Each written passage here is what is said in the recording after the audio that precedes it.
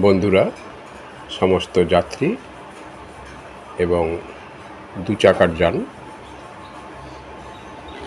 খেয়া পারাপারের নৌকোতে তুলে দেওয়া হয়েছে। এবার নৌকো স্টার্ট হবে। দায়িত্বপ্রাপ্ত সারেং নৌকোর মোটরটি স্টার্ট করছেন।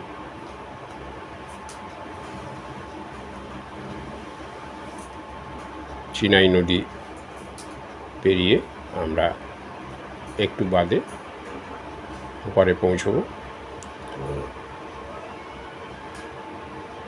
প্রচুর জল, নদী প্রচুর চওড়া।